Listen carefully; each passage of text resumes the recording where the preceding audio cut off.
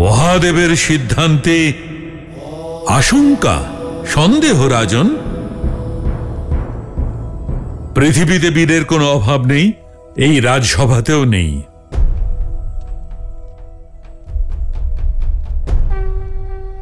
রাম,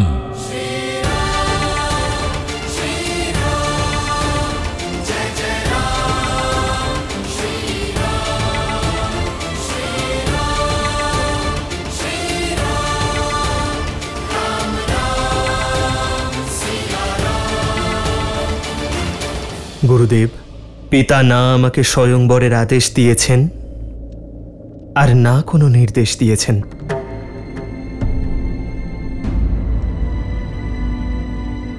এই সভাতে এই সময় তোমার পিতা কে রাম? ব্রহ্মর্ষি, আজ থেকে আপনি এদের মাতা পিতা।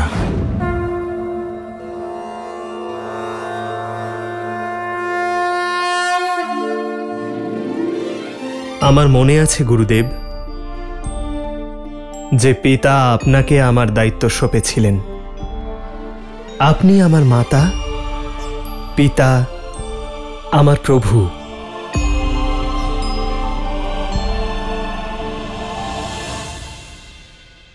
এই পূর্ণ সভাতে অপমানজনক কথা শুনেও তুমি মৌন ছিলে, যাতে আমার শিষ্যের মর্যাদা নষ্ট না হয়। তুমি আমার কাছেও অনুমতি চাওনি, যাতে অযোধ্যার মর্যাদা ক্ষুণ্ণ না হয়। তবে যাও রাম, তোমার পিতাতুল্য গুরুর আদেশ এইটা। মিথিলা আর মৈথিলীর মর্যাদা ভঙ্গ হতে দিও না। অসহায় পিতার লজ্জা নিবারণ করো, আর গর্বিত করো অযোধ্যাপতিকে আর তোমার গুরুকেও। जय पड़िए दाओ हरधनुते राम। विश्वामित्र समय शुभ जानी, बोले अति स्नेह में बानी।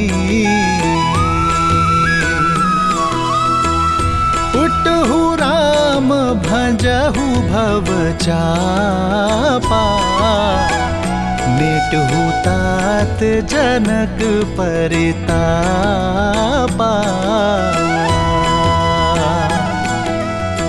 सुने गुरु बचन चरण सिरुनावा, विजयी हो हर्षु विषादु न कछुर आवा। ठाणे भय उठी सहज सुभाए, ठवनी जुबा मृग राजु लजाए।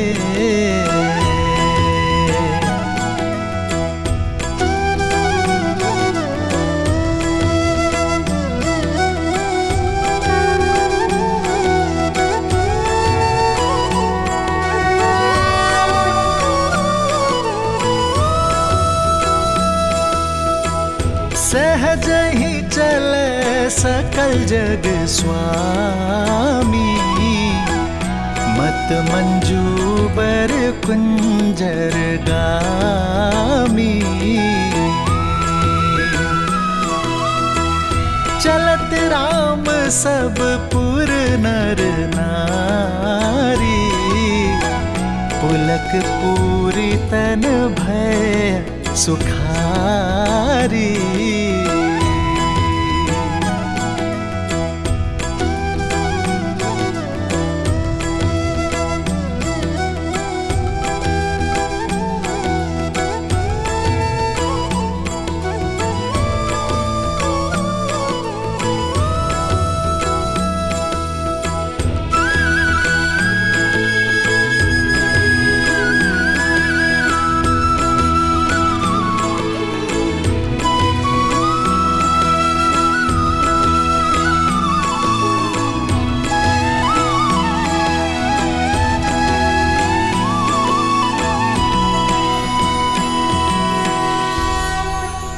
আমি আমার সকল গুরুজন পূর্বপুরুষ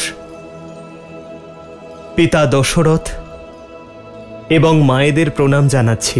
প্রণাম জানাচ্ছি আমার ইষ্ট মহাদেবকে, আর অনুমতির সঙ্গে আশীর্বাদও কামনা করছি। মহারাজ, এবার আমার সংকোচ হচ্ছে। যেই ধনুক রাবণ তথা কোনো মহাবলী তুলে ধরতে পারেননি, সেই ধনুক এই কোমল যুবক আদৌ তুলে ধরে জয় পড়াতে পারবে কি? কেউ কিন্তু আজ পর্যন্ত সুবাহু আর তারকার মতো রাক্ষসদের বধও করতে পারেনি। এই মহাধনুক বাহুর শক্তি দ্বারা নয়, আত্মশক্তি দ্বারা উঠানো সম্ভব।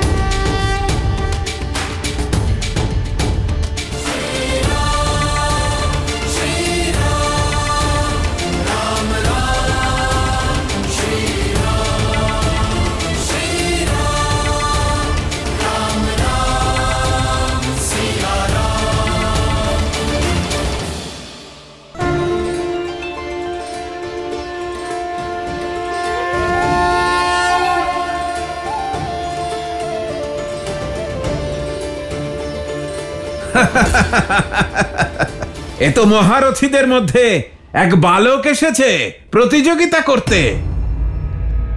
তুমি হবে অযোধ্যার রাজকুমার, দশরথের পুত্র, কিন্তু পরিবার থেকে পরিচয় পাওয়া যায়, পরাক্রম নয়।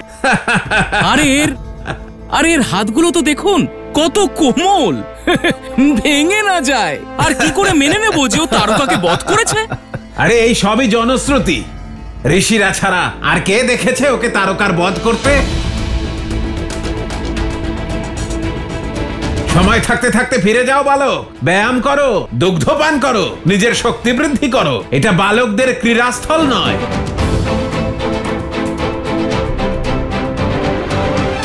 শুনেছি মাত্র 8 বছর বয়সে সীতা ওই ধনুক তুলেছিল। ধুর, এসব বানানো গল্প।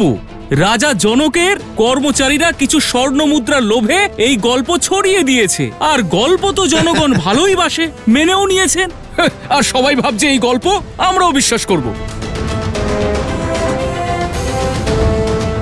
রাজা জনক কেবল অপমান করার জন্য আমাদের এখানে ডেকেছিলেন, কিন্তু দেখুন নিজেই অপমানিত হচ্ছেন।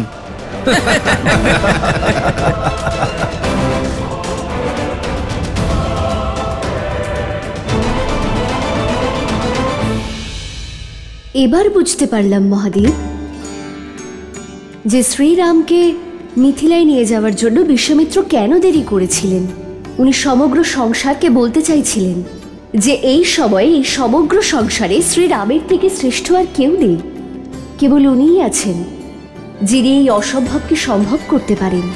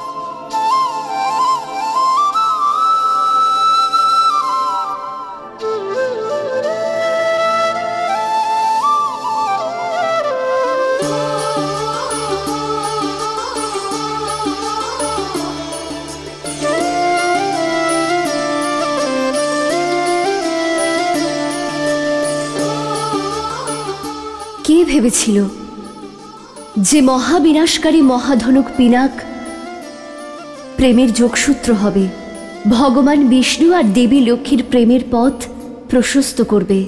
মিথিলায় পিনাকের এটাই উদ্দেশ্য ছিল দেবী, যা পূর্ণ হয়েছে। এখন আর তার সেখানে কোনো কাজ নেই। হে শ্রীরাম, মুক্ত করে দিন ওকে, ভঙ্গ করুন হরধনু।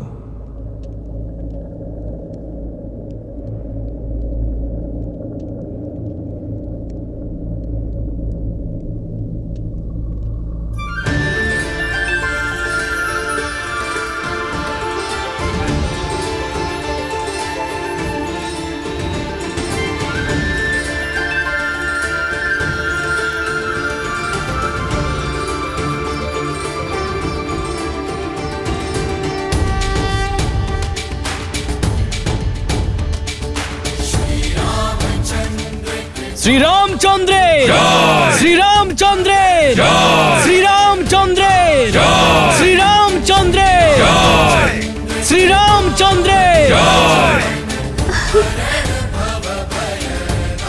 শ্রীরামচন্দ্রের শ্রীরামচন্দ্রের শ্রীরামচন্দ্রের শ্রীরামচন্দ্রের শ্রীরামচন্দ্রের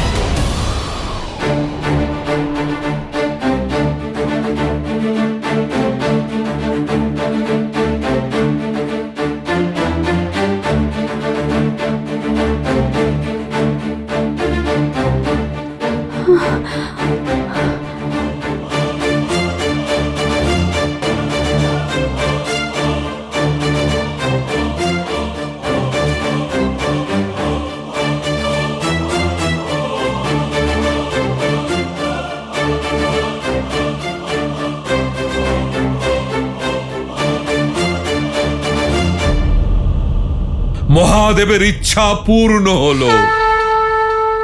प्रभु तो खंड मही तारे শ্রীরামচন্দ্রের শ্রীরামচন্দ্রের শ্রীরামচন্দ্রের শ্রীরামচন্দ্রের শ্রীরামচন্দ্রের रूप पयो निधि पावन प्रेम बारी अवगाहु सुहावन।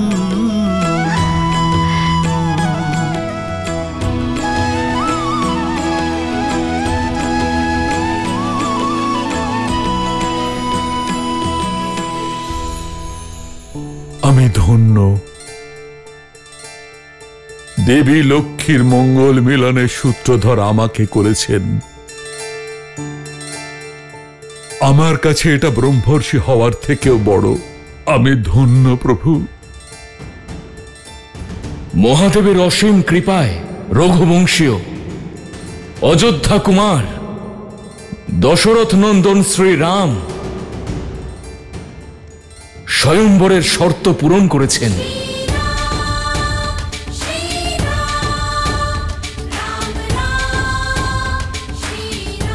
আমার কন্যার সঙ্গে বিবাহের জন্য নিজের যোগ্যতা প্রমাণ করেছেন।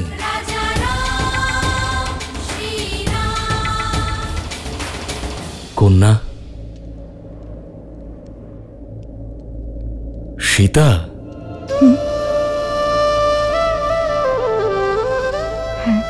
এসো।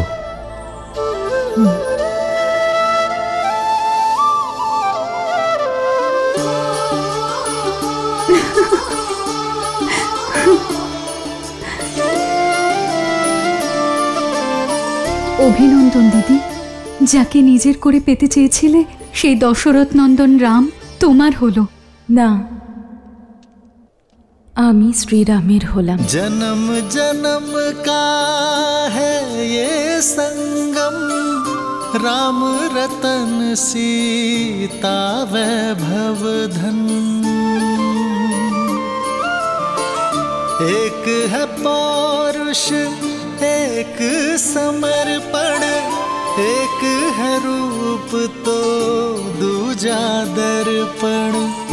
राम है लोचन सीता दृष्टि, राम है बादल सीता वृष्टि।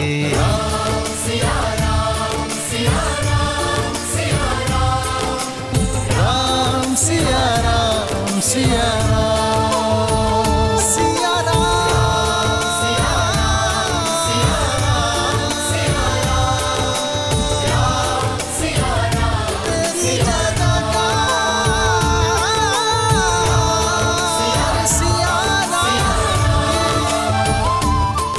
দাঁড়ান, বন্ধ করুন এসব।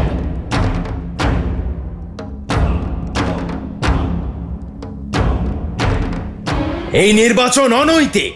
শর্ত ধনুকে জয় পরানোর ছিল, তা ভঙ্গ করার নয়।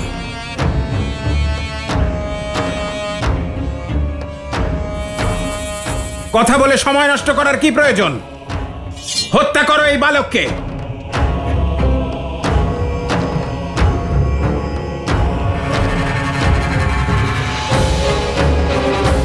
আর সীতাকে হরণ করে নাও। যদি জনকের সেনারা বাধা দিতে চায় সকলকে বধ করবে, কারণ কোনো হরধনুই এখন আর মিথিলাকে রক্ষা করার জন্য নেই। সাবধান!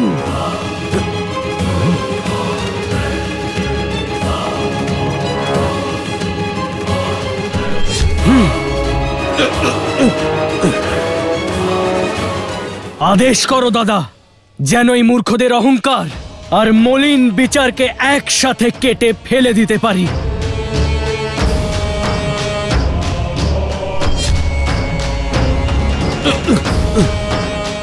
আমার তীর অনেকক্ষণ ধরে এদের বিনাশ করার জন্য অপেক্ষারত। এরা মানুষ না, মানুষের ছদ্মবেশে রাক্ষস। এরা রাক্ষস। তুমি শুধু আজ্ঞা দাও দাদা। মদন দেবের মতো দেখতে এই কোমল বালক কার্তিকের মতো পরাক্রমশালী হলো কি করে? লক্ষণ,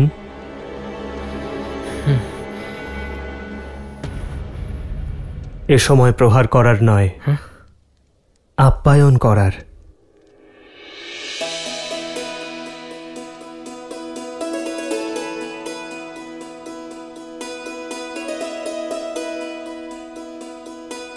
আপনারা সকলেই গুরুজন। আমার ভ্রাতার ভুল ক্ষমা করবেন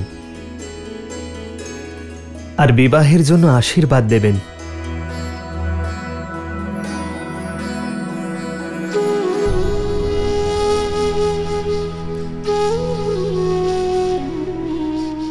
অপরাধের জন্য আশীর্বাদ পাওয়া যায় না। তুমি এই হরধনু ভঙ্গ করেছো রাজকুমার। শুধু অপরাধ নয়, ছলনাও করেছো। কারণ যে কাজ আমরা মহারথীরা একসঙ্গেও করতে পারিনি, তা তুমি এত সহজে করলে কি করে? হরধনুকে এমন ভাবে তুলে নিলে যেন কোনো পুষ্পধনু। এ অবশ্যই মায়া। এ কোনো মায়া নয়, এ হলো ভক্তি। আপনাদের সকলের মধ্যেই অহংকারের ভার ছিল, ঈর্ষা ছিল, শক্তির গর্ব ছিল। কিন্তু মহাদেবের ধনুক কাম, ক্রোধ, লোভ বা মোহের দ্বারা নয়, ভক্তির দ্বারাই তোলা সম্ভব।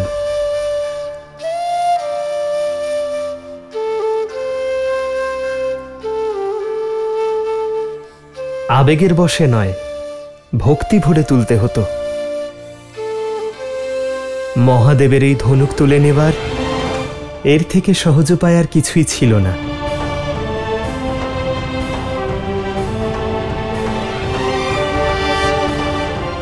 আপনাদের শক্তি এক 8 বৎসরের বালিকার থেকে অনেক বেশি,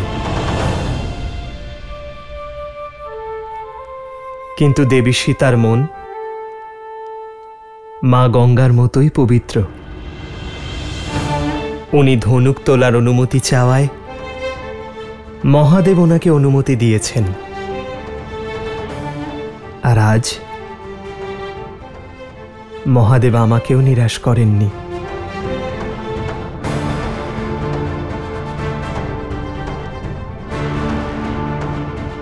শব্দের বাণ ভালোই চালাতে পারো রাম। নিজেকে মহাদেবের সব থেকে প্রিয় ভক্ত বলে ঘোষণা করছো, কিন্তু ভক্ত মহাদেবের প্রিয় হরধনুকে ভঙ্গ করতে পারে না। এর অর্থ হলো মহাদেব অবশ্যই তোমার উপর রুষ্ট।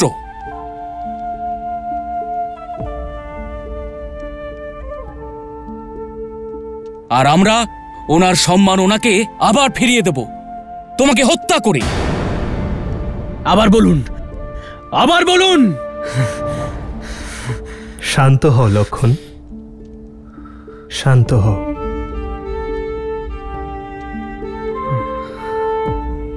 ভদ্রগণ, এই ধনুক তোলার সিদ্ধান্ত মহাদেবের ছিল। ওনাকেই নিশ্চিত করতে দিন ধনুক ভঙ্গের কারণ।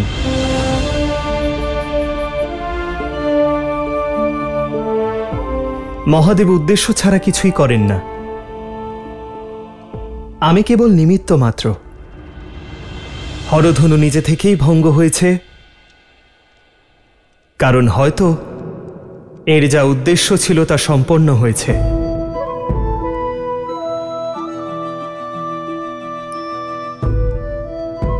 বিবাদ বিতর্ক নয়, প্রতিশোধ চাই আমাদের। হ্যাঁ, আমরা প্রতিশোধ নিতে চাই। কিসের প্রতিশোধ? নিজেদের পরাজয়ের? কোথায় ছিল আপনাদের মান সম্মান যখন মহাধনু তোলার প্রয়াস করছিলেন আর বিফল হয়েছিলেন?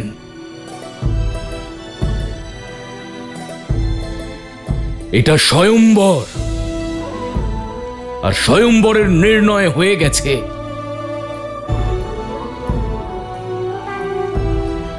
আমার কন্যা নিজের স্বামী বেছে নিয়েছে।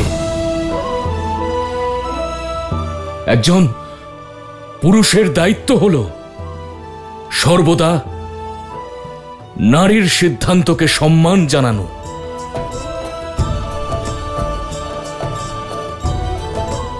তার নিজের অহংকারের আগুনে নারীর সিদ্ধান্তের আহুতি দেওয়া নয়। আমাদের প্ররোচিত করো না জনক, আমরা মৌন ছিলাম।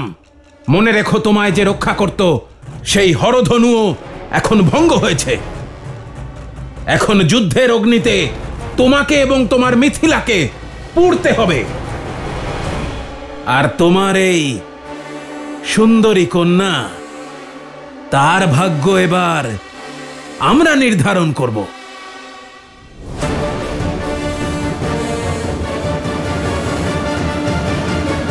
আমার পরিচয় জানা সত্ত্বেও আমার পরশুর সম্মুখে দাঁড়িয়ে আত্মহত্যার জন্য এত ব্যাকুল হয়েছ কেন মূর্খ? মানলাম যে আমি মূর্খ, আপনি তো পরম জ্ঞানী। তাহলে বালকের মতো একটা তিলকে তাল কেন করছেন?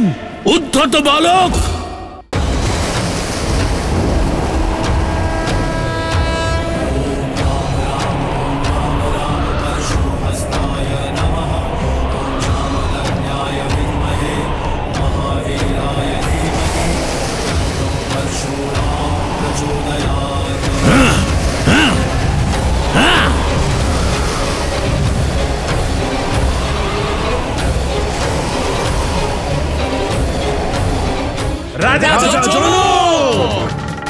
বন্দী করুন এই পাপীদের! মহারাজ, বন্দী করুন এই পাপীদের!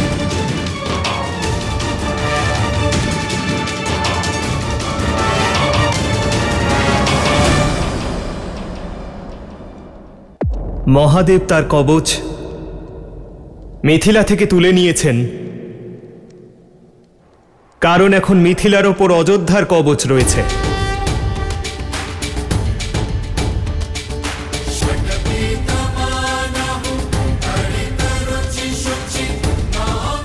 আপনারা সকলে আমাদের গুরুজন, তাই আশীর্বাদ চেয়েছিলাম। কিন্তু আপনারা যদি যুদ্ধই করতে চান, তাহলে অযোধ্যার প্রহার সহ্য করার জন্য প্রস্তুত হন।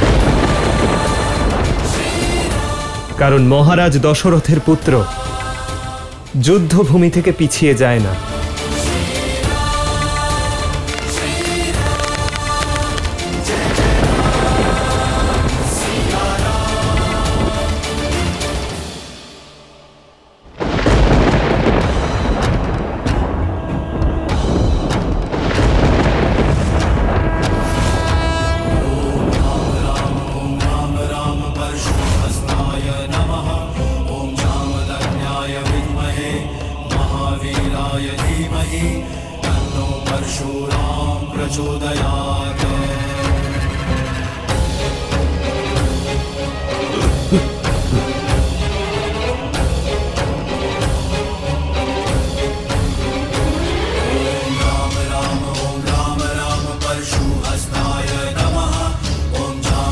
কে ভঙ্গ করেছে আমার গুরু মহাদেবের এই ধনুক?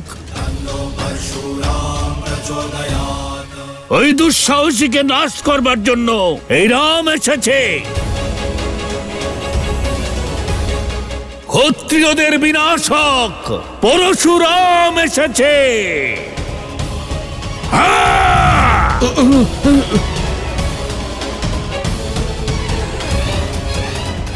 কে আমার আরাধ্যের ধনুক ভঙ্গ করেছে? উত্তর দাও, তা না হলে এই সভার সঙ্গে আমি সম্পূর্ণ মিথিলাকে ভস্ম করে দেব।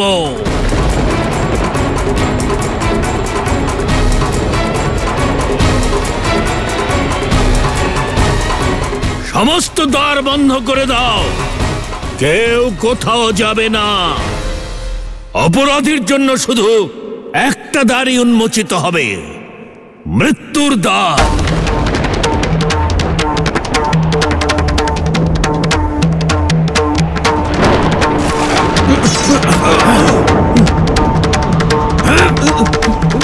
একুশ বার এই ধরিত্রীকে আমি অহংকারী ক্ষত্রিয়দের থেকে মুক্ত করেছি।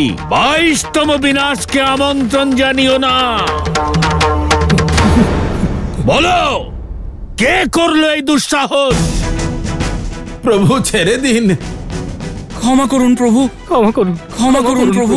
মহাদেবের অপরাধীর নাম না বলাও মৃত্যু প্রাপ্ত করবার জন্য যথেষ্ট। প্রভু পরশুরাম,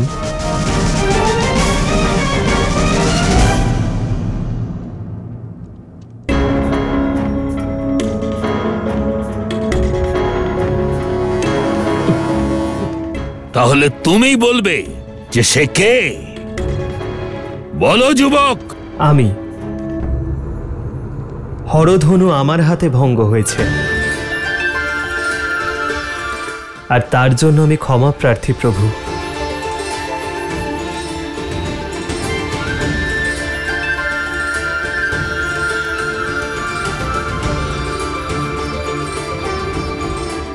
ক্ষমা করবেন না প্রভু, ওকে ক্ষমা করবেন না। কেড়ে নিন ওর প্রাণ। ওই হলো সেই মহাপাপী। হ্যাঁ ভগবান, এই সেই দুঃসাহসী যে হরধনু ভঙ্গ করেছে। গুরুদেব, আমরা নিজেরাই একে শাস্তি দিতে যাচ্ছিলাম, ঠিক সেই সময় আপনি উপস্থিত হলেন। এখন এই শুভ কাজ আপনি নিজের হাতে করুন গুরুদেব, বধ করুন একে। তুমি এই পরশুধারী রাম যার রক্ষক, সেই মহাধনুক তুমি ভঙ্গ করেছ। নিজের পরিচয় দাও বালক। আমিও রাম, অযোধ্যাপতি দশরথের জ্যেষ্ঠ পুত্র রাম।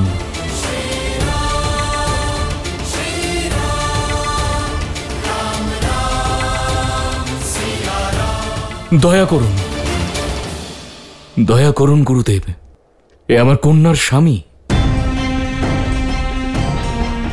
অদ্ভুত, এত কঠিন অপরাধের পরেও এই বালক আমার সম্মুখে নির্ভীক হয়ে বিশ্বাসের সঙ্গে দাঁড়িয়ে আছে। আমি তোমার সাহস দেখে অভিভূত হয়েছি রাম, কিন্তু তবুও দুর্ভাগ্যবশত আমাকে তোমায় বধ করতেই হবে।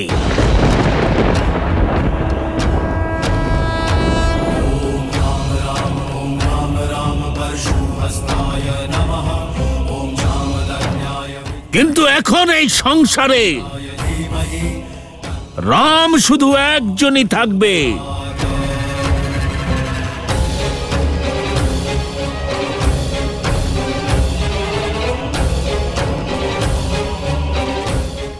ধনুকের রক্ষক পরশুরাম, না ধনুক ভঙ্গকারী রাম।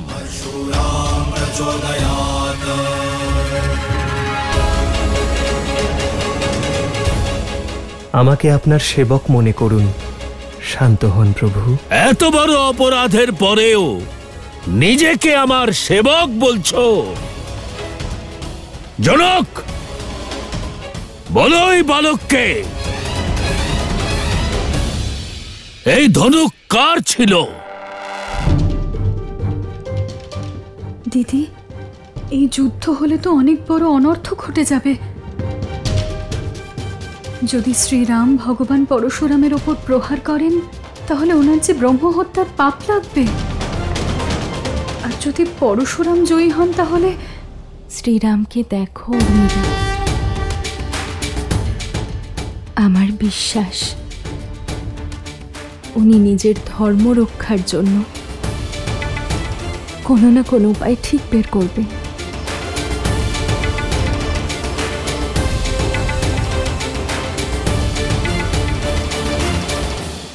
আমার পরিচয় জানা সত্ত্বেও আমার পরশুর সম্মুখে দাঁড়িয়ে আত্মহত্যার জন্য এত ব্যাকুল হয়েছ কেন মূর্খ? মানলাম যে আমি মূর্খ, আপনি তো পরম জ্ঞানী, তাহলে বালকের মতো একটা তিলকে তাল কেন করছেন? উদ্ধত বালক! ক্ষমা করে দিন গুরুদেব, আমার কন্যা একে স্বামী রূপে বেছে নিয়েছেন। এ আমার প্রশ্নের উত্তর নয় জনক, উত্তর দাও। বলো, কার ছিল ওই ধনুক?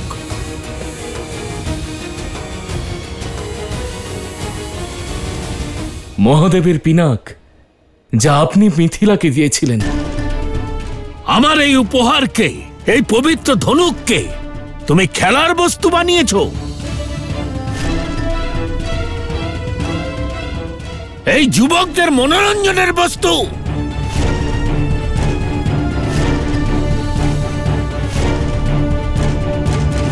আমি শুধু এটুকুই চেয়েছিলাম গুরুদেব, মহাদেবের এই হরধনু আমার কন্যার সৌভাগ্য স্থির করুক। তাই হরধনুতে জয় পরানোর শর্ত রেখেছিলাম আমি। শুনেছ তুমি? কেবল জয় পরানোর কথা ছিল, ধনুক ভঙ্গ করবার কথা নয়। আমারও ইচ্ছে জয় পরানোরই ছিল প্রভু, কিন্তু মহাদেব চেয়েছিলেন হরধনু ভঙ্গ করতে। আচ্ছা, মহাদেব নিজে কেন চাইবেন তার ধনুক ভঙ্গ হোক?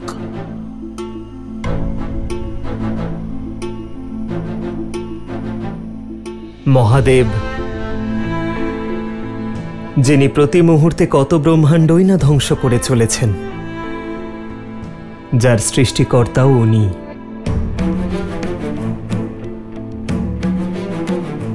এই সংসারে প্রতিটি বস্তু, প্রতিটি ব্যক্তির একটি উদ্দেশ্য থাকে, আর সেই উদ্দেশ্য যখন সফল হয় তখন তাকে চলে যেতে হয়। তা সে আমিই হই বা আপনি বা স্বয়ং মহাদেবের পিনাক। পিনাকের উদ্দেশ্য সম্পন্ন হয়েছে প্রভু। হয়তো তার মুক্তির সময় হয়ে গিয়েছিল। এত ধৃষ্টতা! কিভাবে নিজের অপরাধকে মহিমান্বিত করছো, যেন মহাদেবের এই ধনুক শুকনো পাতা দিয়ে তৈরি ছিল, যা তোমার কোমল হাতের স্পর্শে ভেঙে গেল। যতটা ধৃষ্ট ততটাই অহংকারী তুমি।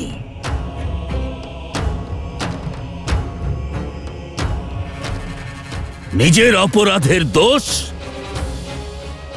আমার ইষ্ট, আমার গুরু, আমার আরাধ্য, আমার মহাদেবের ওপর আরোপ করছো। আমি তো কেবল তাই বললাম যা সত্য। সত্য? আর একটা সত্য আমার কাছেও শোনো। আজ তোমার জীবনের উদ্দেশ্য পূর্ণ হয়েছে। আজ তোমার মৃত্যু নিশ্চিত।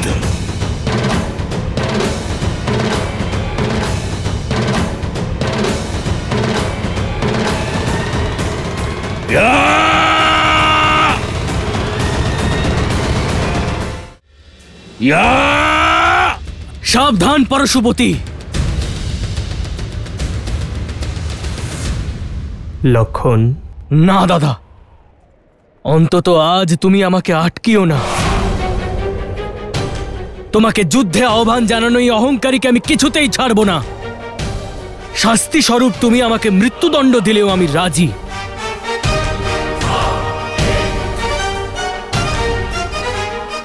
স্বয়ম্বরে এসেছ বালক, না আত্মহননে? মনে হচ্ছে দুই ভাইয়ের মধ্যে প্রতিযোগিতা হচ্ছে যে প্রথমে মৃত্যুলোকে কে যাবে।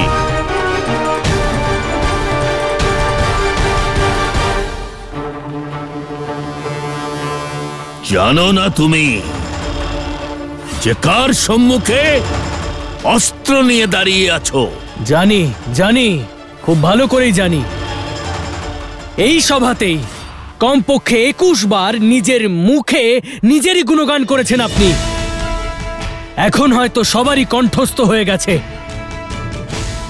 আপনি হলেন পরশুধারী রাম,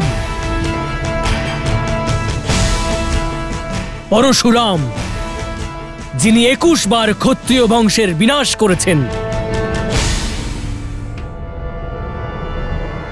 যাকে সংসার ভগবান বিষ্ণুর অবতারও ভাবে, আর যিনি স্বয়ং মহাদেবের পরম ভক্ত। ঠিক বললাম তো?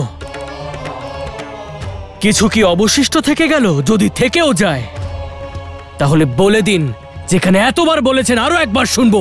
আমি প্রস্তুত। বালক,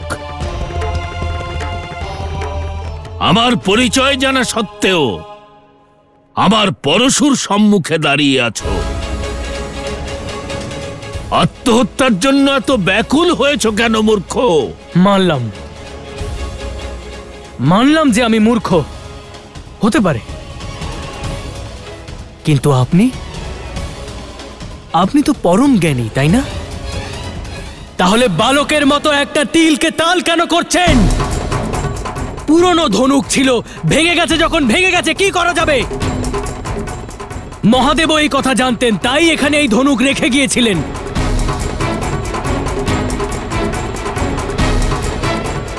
পুরনো ধনুকের প্রতি এত মোহ কিসের?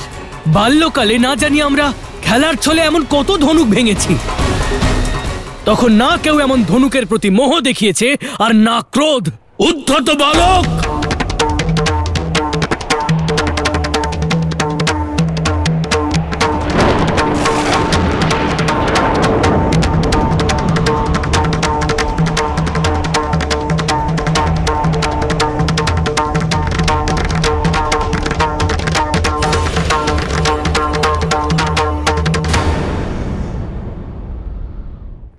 আমার রাম পবিত্র হরধনুতে জয় পড়িয়েছে। আমার রাম। কইকেয়ী, এখন উৎসবের সময়। বিবাহ তো রামের হচ্ছে কইকেয়ী। তুমি এমন প্রসন্ন হচ্ছ যেন গৃহে ভরতের বধূ আসছে।